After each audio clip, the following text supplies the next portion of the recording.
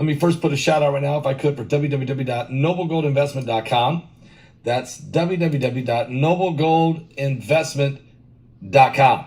You know, Noble Gold CEO Colin Plume thinks that quantitative tightening is setting up the stage for a gold rally.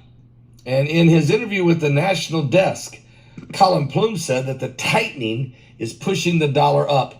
However, he predicts that by next year, the Fed will print money again to restart the economic activities. If you're thinking of gold and silver right now, good time to do it. Noble Gold is giving a free gold American Eagle coin with every eligible IRA or 401k rollover in this month of September. You can't go wrong with noblegoldinvestments.com. Pick up the phone Tuesday morning at 877-646-5347. That's 877-646-5347. And find out about your financial planning. Let Noble Gold help you. And tell them that Pastor Paul Begley sent you there. Chinese President Xi warns he may use force to retake Taiwan.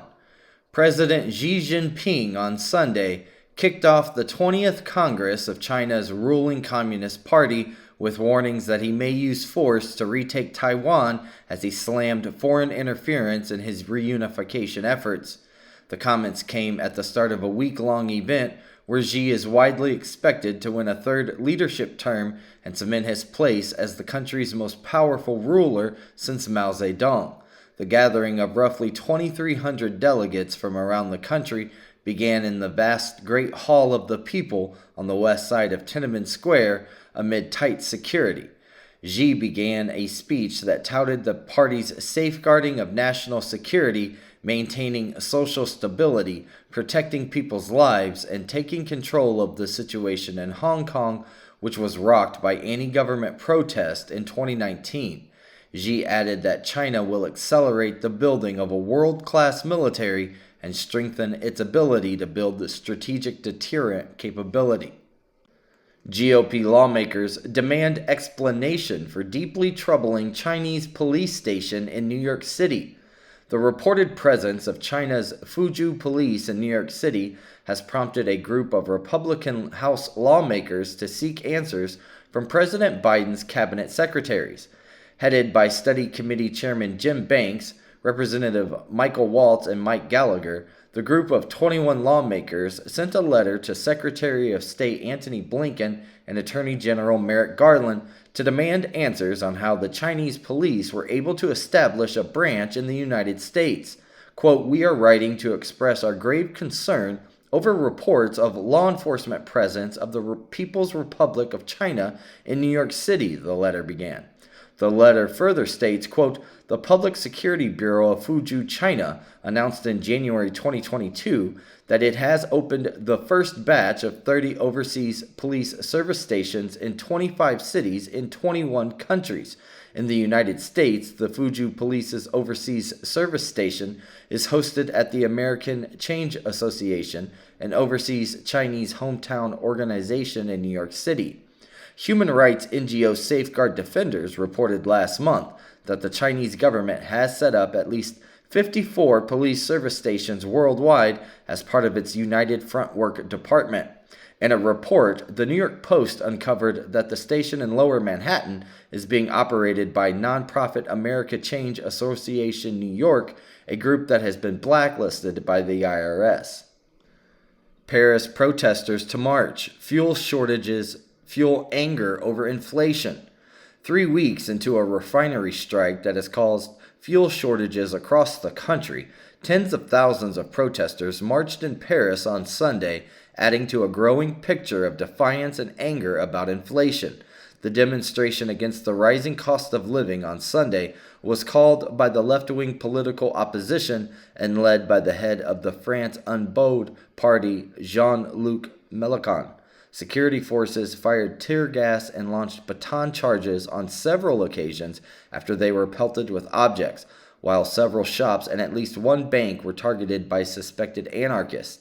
Some protesters wore yellow fluorescent vests, the symbol of often violent anti-government protests back in 2018, which shook the pro-business centrist government of President Emmanuel Macron. Opponents of Macron are hoping to build on the momentum created by the refinery standoff, which began at the end of September. The strikes and protests are being closely watched by the government, which is aiming to pass a highly controversial change to the pension system in the next few months. Police arrest suspected serial killer in Stockton. A man suspected of killing 6 men and wounding a woman in a series of shootings in Northern California was arrested before dawn on Saturday as he drove through the streets of Stockton, California, armed with a handgun and possibly searching for another victim, police said. Investigators began watching the suspect after receiving tips and stopped him in a car about 2 a.m. in the Central Valley City, where 5 of the shootings took place, Police Chief Stanley McFadden said at a news conference. Wesley Brownlee, 43, of Stockton, was dressed in black, had a mask around his neck, had a gun, and was out hunting, McFadden said. Quote, "We are sure we stopped another killing," he added. It wasn't immediately clear whether Brownlee had an attorney to speak on his behalf. He was expected to be arraigned Tuesday on murder charges. Gunmen kill 11 and wound 15 in attack on Russian military recruits. 2 gunmen opened fire on the Russian military recruits at a training ground in Russia's Belgorod region, killing at least 11 people and wounding another 15, Russia's state news agency TASS reports. The attack took place Saturday during a training session at the Western Military District, according to TASS, which cited the Russian Defense Ministry. The gunmen were said to be from former Soviet states. Russian officials have branded the attack an act of terrorism. Quote, "As a result of a terrorist attack at a military training ground in the Belgorod region, 11 people were killed, 15 were injured, and are receiving medical assistance," TASS reported. Quote, "The incident occurred during a shooting training session with volunteers preparing for a special operation. The terrorist attacked the personnel of the unit with small arms fire. According to TASS, 2 individuals who committed the, quote, terrorist act were killed in retaliatory fire at the training ground. The Russian Investigative Committee has launched a criminal investigation into the incident, according to a statement published on Sunday.